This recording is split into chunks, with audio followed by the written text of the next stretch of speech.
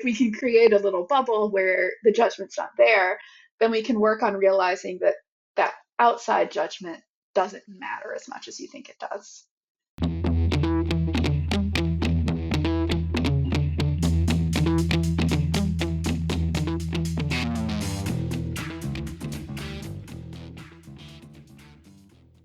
Hey, everybody, welcome back. I hope you had a lovely summer. I know summer is not over yet. I am loath to have it end earlier than it really needs to, but we are back from our break and everything at Signet is sort of in back to school mode.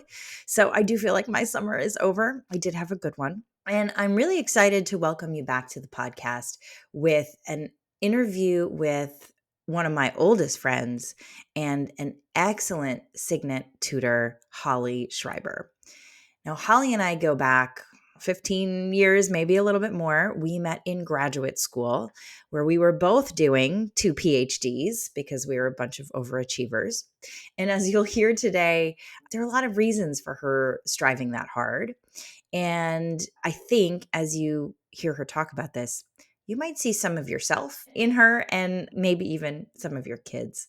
Holly is one of the rare people at Signet that does all of the things that we offer here. She is an incredible subject tutor. She is an ace test prep tutor.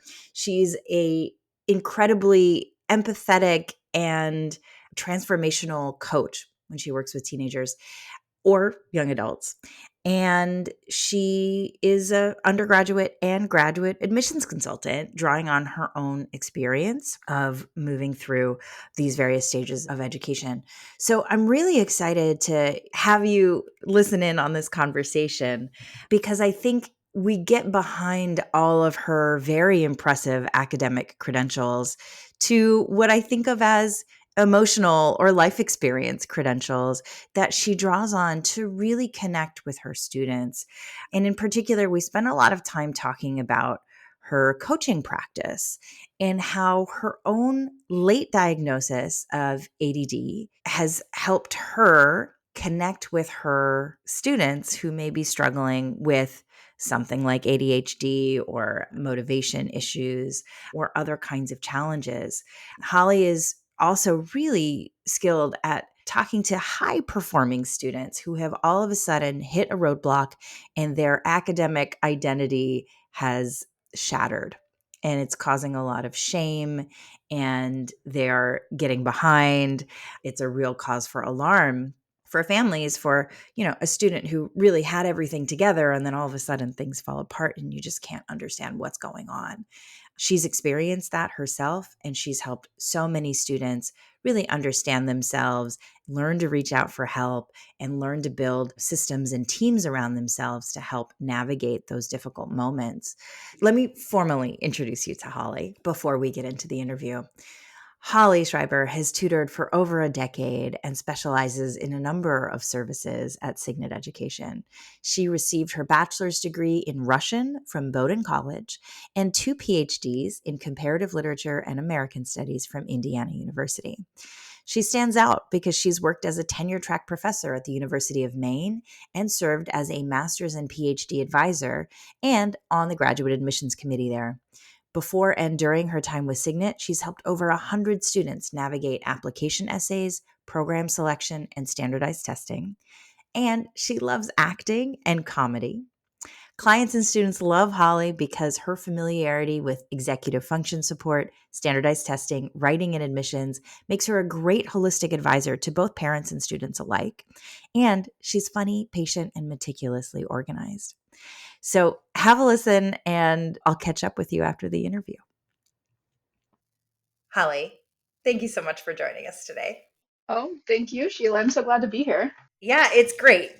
I mentioned in the intro, you are one of my oldest friends, and I'm so excited that we get to work together at Signet. And I'm so excited for our audience to get to hear a little bit more about what you do and what makes you so good at your job and really how you think about education when you're working with high school students or college students applying to grad school. So let's start there with what do you do at Signet? Well, I have a variety of hats at Signet. Those range from undergraduate and graduate admissions consulting, academic coaching, test prep tutoring, and writing tutoring as well. Like I started in graduate admissions and then moved into undergraduate a little later. But as I've moved along, I found that there is a significant overlap in approach to some of these areas. So even if we're working on different projects or have different goals in each engagement, I've really found to feel quite grounded in the fact that my approach to working with students is really building off their motivation and their desire for change. I think in any engagement, that really sits well with Signet's values of teaching students, not subjects. But I think that really finds its strongest expression in academic coaching. That is an approach that is really, really centered on the student's agency, what they feel motivated to change in their life, and what their goals are in the pathway that we go through that. I think as I became trained and more experienced in coaching, that really worked its way into all of the areas that I work in. I've realized even if our goal is the SAT, a certain score, it seems cut and dry, right? You know, there's the material, there's the content knowledge that we'll need. Here's our time frame. If a student is feeling anxious or if they're not able to complete their homework in the time frame that they want, then we've got a problem that really stems from what they're bringing. And that's something that coaching, or at least a coaching approach to tutoring, can really help with. That we can see, okay, what's going on with this student? Why?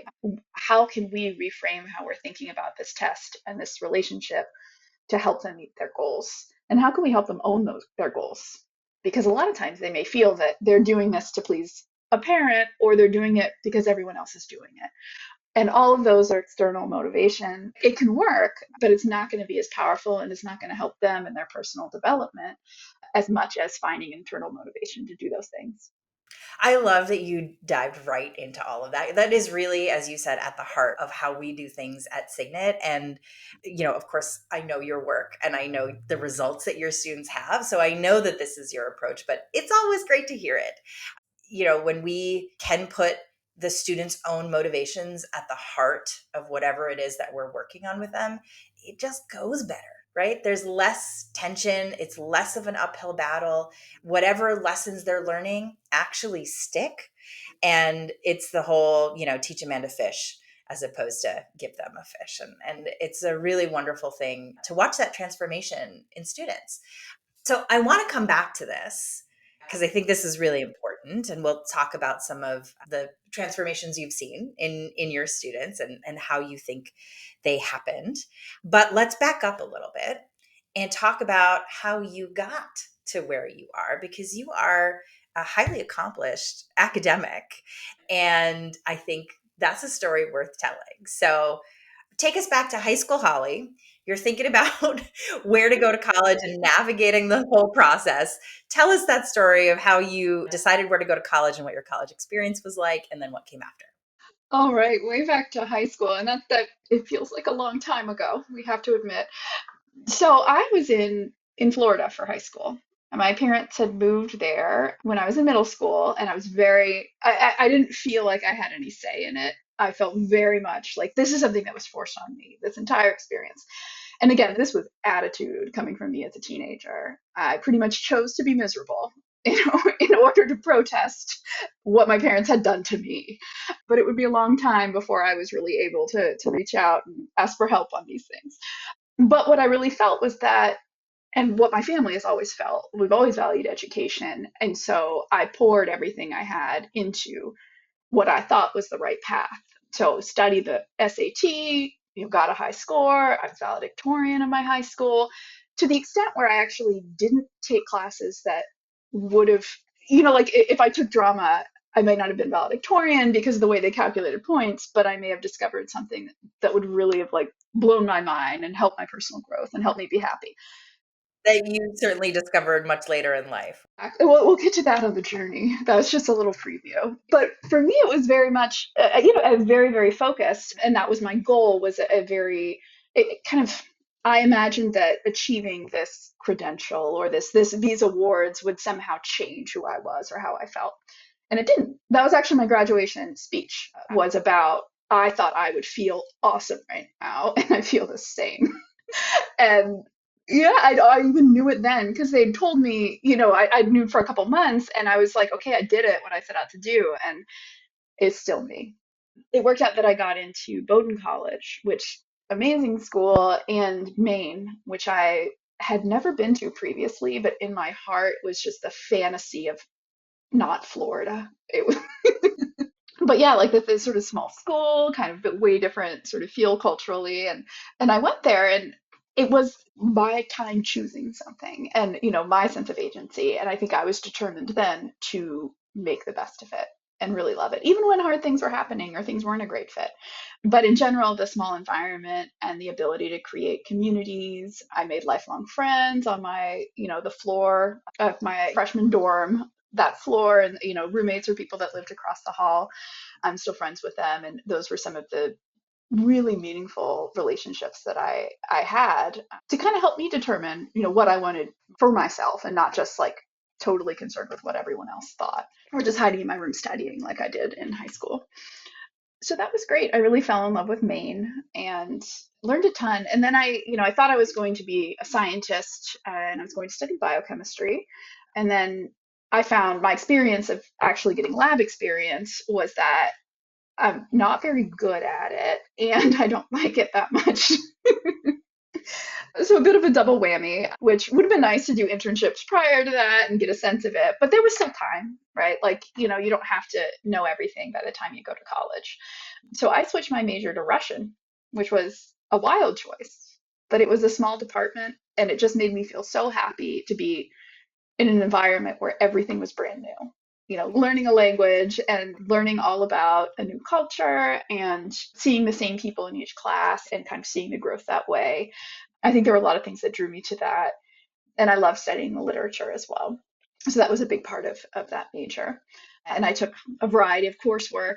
One of my major experiences in college was pretty much immediately, I got a job as an academic mentor.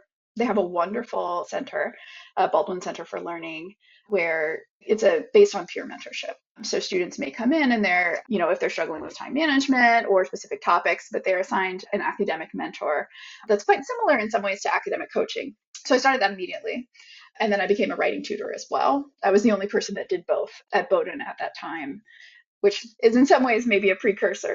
What I do at Signet, I like wearing a lot of the hats. So sometimes I'd work with students that needed both a writing tutor and an academic mentor.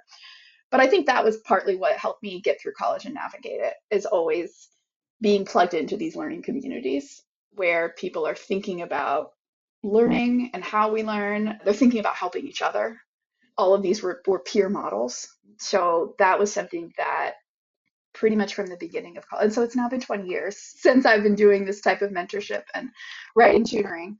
But I've carried that with me. And in grad school, I also was part of the writing center there. And that's always been a really important part of my educational journey. So, how did you decide to go to grad school? Because, folks, Holly, like me, has 2 PhDs.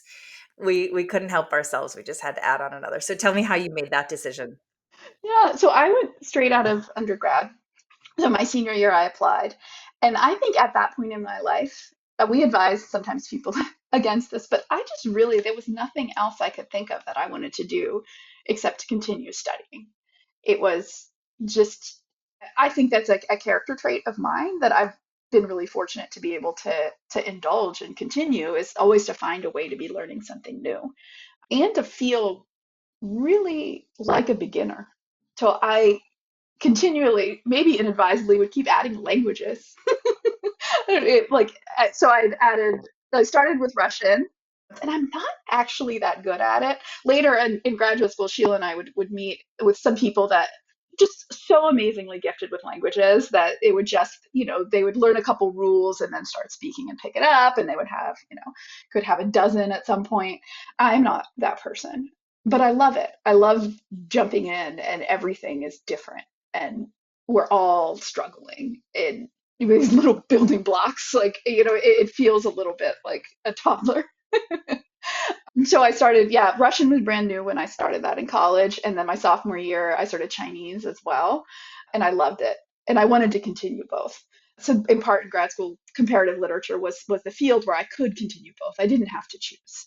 the basis of that field is broad inquiry, like looking past boundaries and not confining yourself to one tradition, one geographic area, or yeah, or one language. You could really branch out. So that was the field that I chose and continued on because it could allow me to continue that feeling. All right, so let's fast forward a bit. You finish your PhDs like a boss.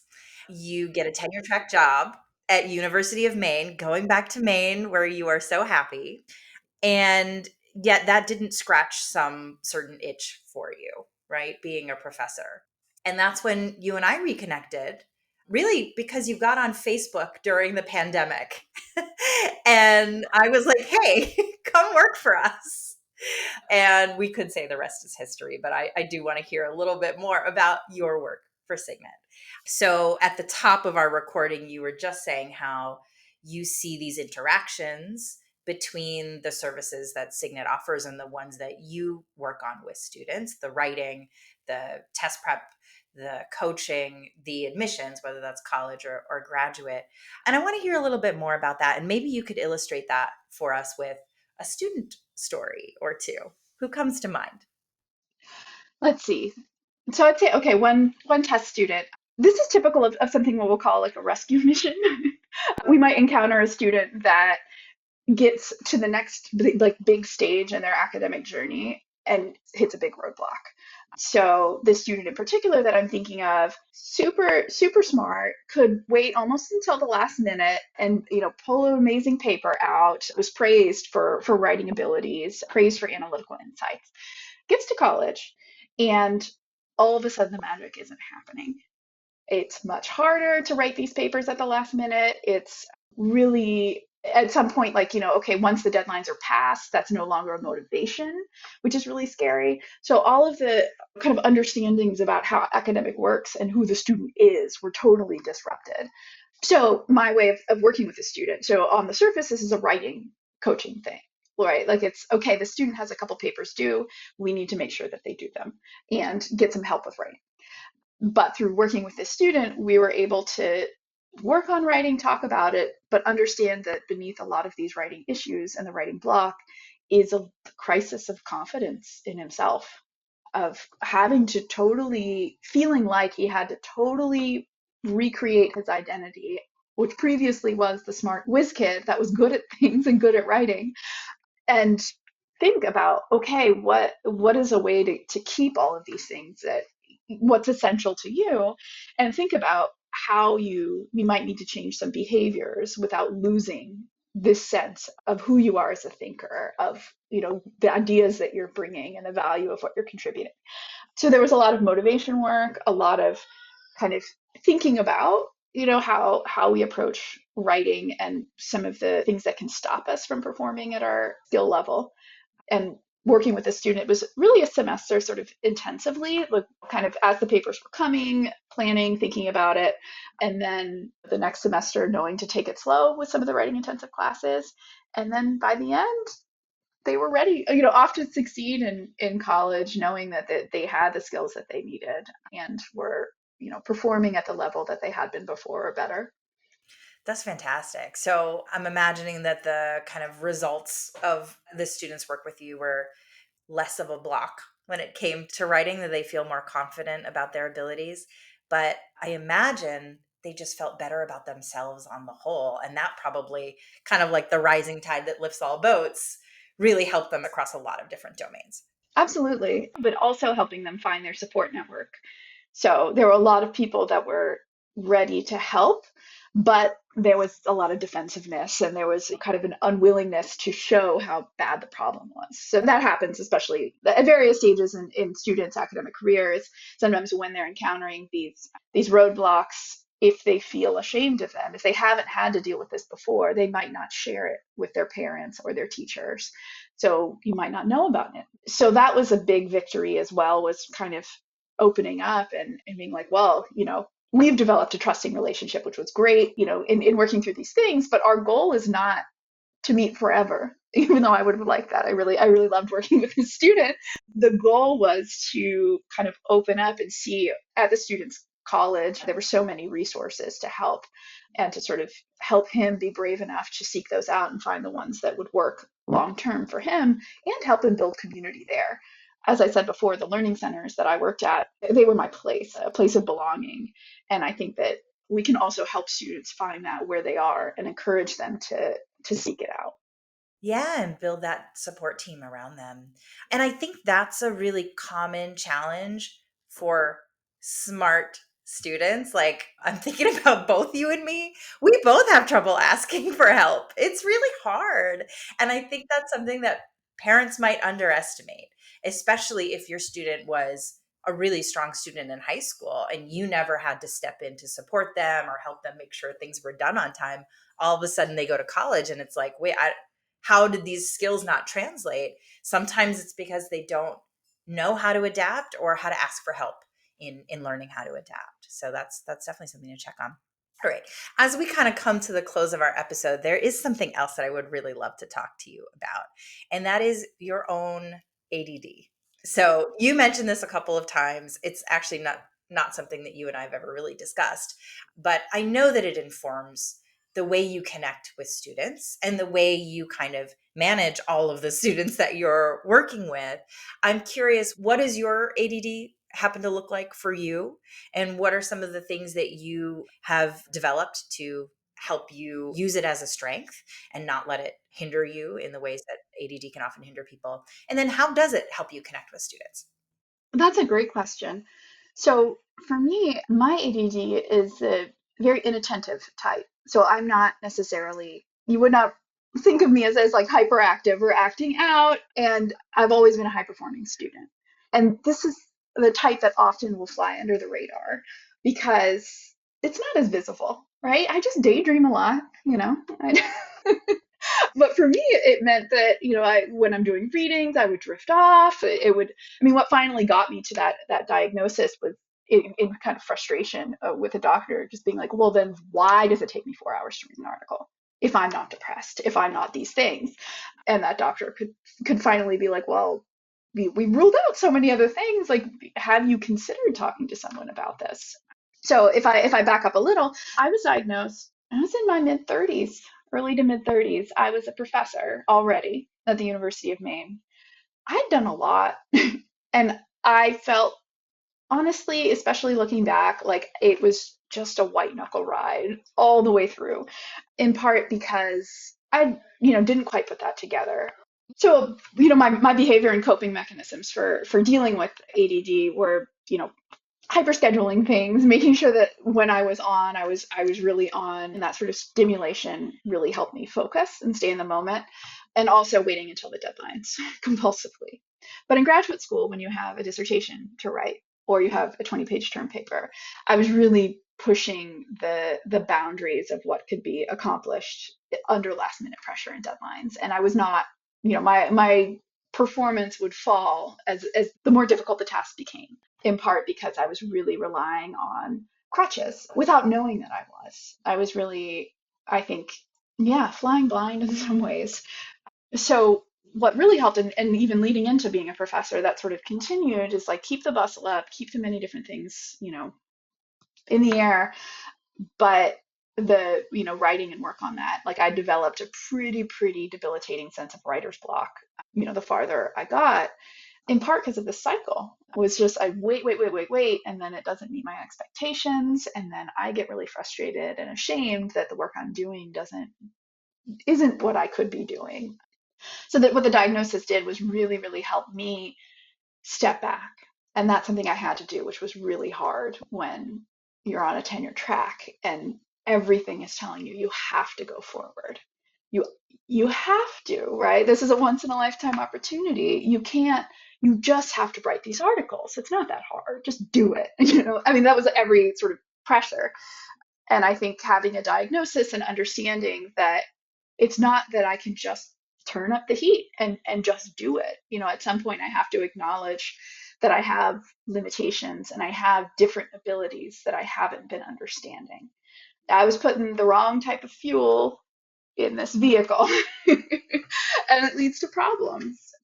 So a couple reasons led into me deciding to leave academia in that position, and working at Signet was the perfect transition for me because similar to the work I did in learning centers, it is grounding and healing for me to be in places where people talk about learning and growth, and that's what we do.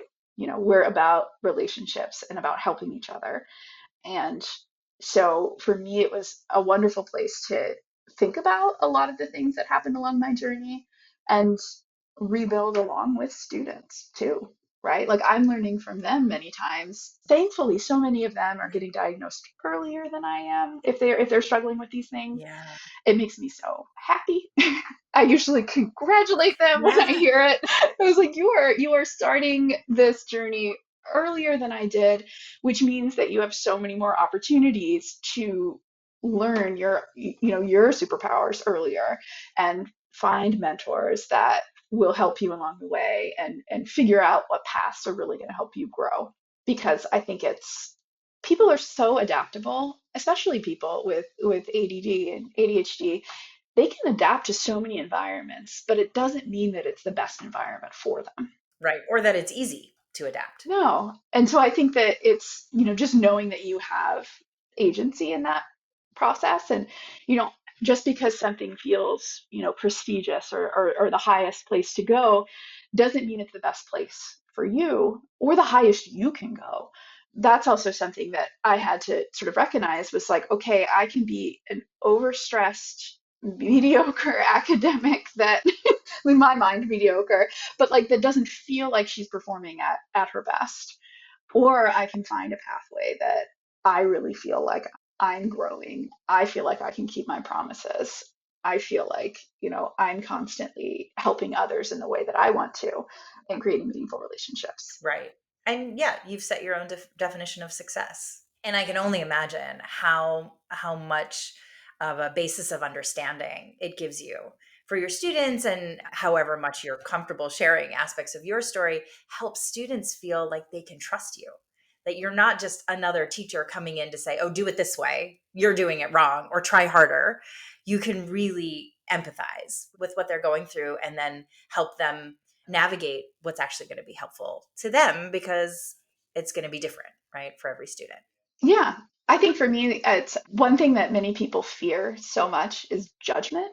And that's something that keeps them from being open about what they're struggling with, or setting real goals, or being ambitious, is that they just the opinions of others it can be so hard. I think we all struggle with it.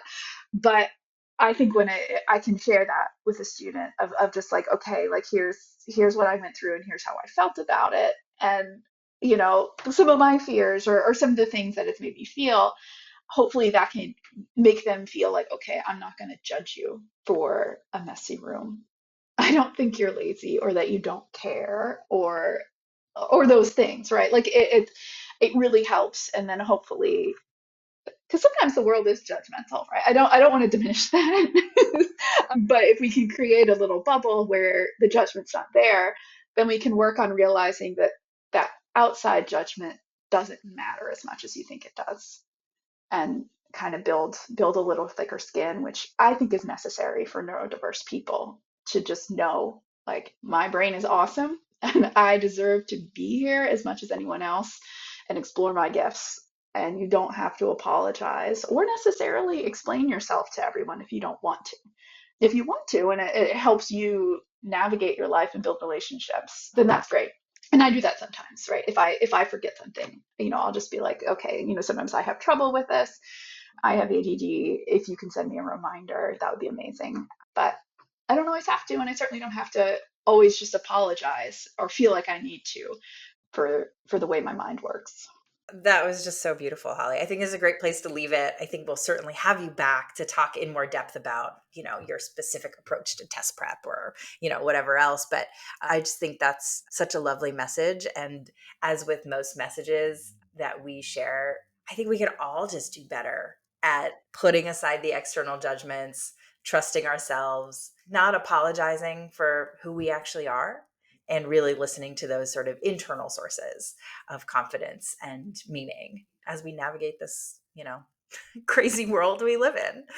So thank you again for joining us. And thank you so much for everything you do for your students. Oh, you're very welcome, Sheila. Thank you for having me on. Well, folks, I hope you enjoyed listening to that conversation with Holly. And if anything she said resonates with you or reminds you of your own student, please give us a call. We're always happy to chat. In fact, every interested client gets a free 30-minute conversation with me. And we'll talk about the situation and whether I have suggestions for you or if one of our services might be of use to you. I also have a tremendous network of educational partners, as you can tell from all the wonderful people that I interview. And so maybe one of them could be the right person to help you through whatever challenge you're facing. So please don't hesitate to reach out. And coming soon, a little teaser, we're starting a community on Circle. If you've never heard of Circle, check out circle.so. It's a great place to host a community forum where people can learn from each other's experience, ask questions of experts. We can have live learning sessions and office hours on there. That's going to be launched on August 15th. And I'm really excited to engage with people in that broader way. So check that out. You'll find the link in our show notes. Thanks so much.